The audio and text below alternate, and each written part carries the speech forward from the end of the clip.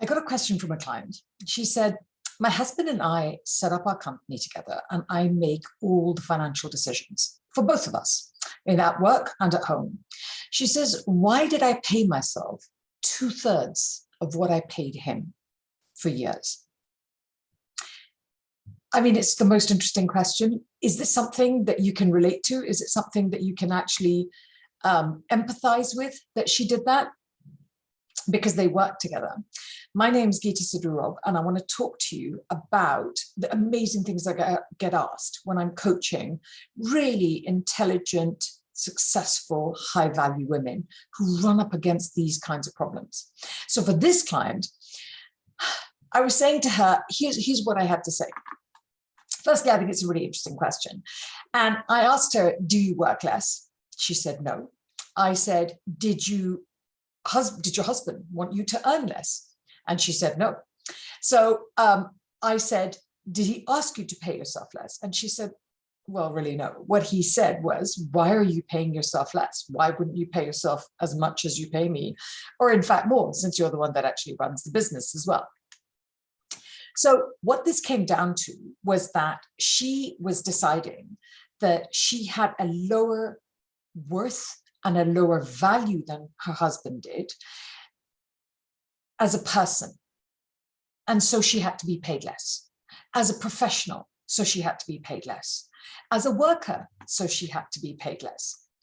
And since that's clearly not real, because she was doing as much work, if not more, since it's not true, because even he didn't think that, and since actually her own husband disagreed with it, it's something that we just have to break down. What it uncovers is a really, really important point. For most women, particularly intelligent women, we don't know what our value is to our families. We don't know what value we bring to a relationship. We don't know what our value is even to ourselves. We're just not very good at understanding this. And this is despite getting massive amounts of success, doing more than anyone else all the time, and always, always, always going the extra mile, because that's what we do as women.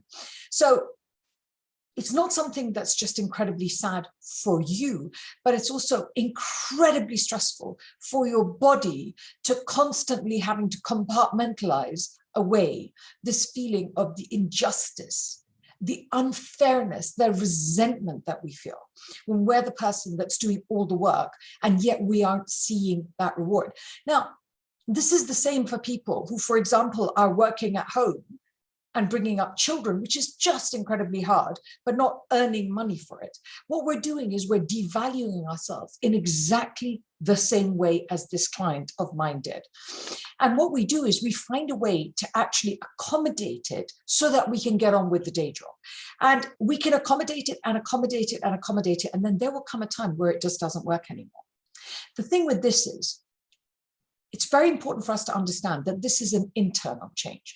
This is not in any way an external change. It's not for someone to give you more money. And the reason I use this example to illustrate it is because she was in charge of actually allocating what their salaries were. And even she gave herself less money than she gave her husband. What's the actual lesson behind this? The lesson behind this is that it's really important for you as a woman, for us as women, to take ourselves a lot more seriously. Sometimes for many of us, maybe it's the first time in our lives we're going to do that. We're going to take our needs seriously, we're going to take our happiness seriously, and we're going to take our desires and our need to respect ourselves absolutely seriously. Because let me tell you this, if you don't, who will, right? So let's be super clear. This is something that's incredibly hard to do. It doesn't matter what your background is. It doesn't matter where you come from. It literally doesn't even matter what color you are. Women are not brought up to take themselves as seriously. They're not brought up to think of themselves as the providers. They're not brought up to take themselves as the head of things. It's something that you have to learn as a skill, because no one is going to teach you it. Allow me to assure you, can I repeat this? No one teaches you as a woman to take yourself and your needs and your desires seriously. Even when you're in the position where you are the only person feeding your whole family. So you don't know how to do it.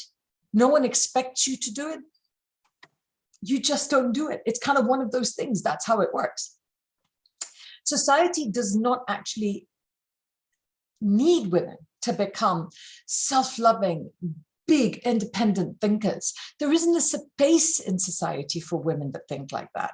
Society requires us to be quiet, committed, driven caretakers. Now, I don't have a problem with that. I have been a single parent my entire adult life to my 3 children. I have deeply, deeply enjoyed the process of being their caregiver. I have made the money for them. I have looked after them. I'm the one that took them to hospital if they got sick. I'm the one that picked them up when they felt bad. I was mother, I was father. I like so many women. I did both those things. I 100% felt that was my job. I didn't have a problem with that. But what I did understand very clearly is that I required respect for what I did from everybody around me, because you are constantly doing a massive amount of unpaid work as a woman, and we keep the world turning. So here's what you need to do. In order for you to start thinking about this process, this is not something you need to change overnight, but it's something you need to have a conversation about. And here's what you have to think about. Understand that this is an internal shift. Nobody outside will suddenly go, here, respect yourself. It has to come from inside you.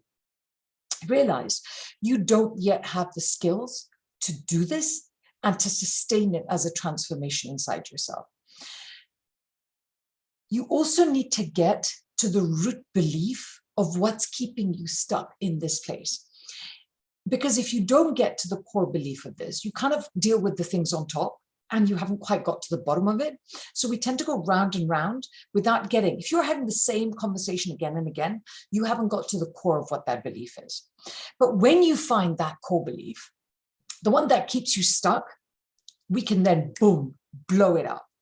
And then you learn to see yourself in a different way. I'm very, very happy to help you with that. But I'm also hoping that I've just helped you start this conversation for yourself. Please subscribe and please like the video. And I would love to hear where you're going to take yourself seriously.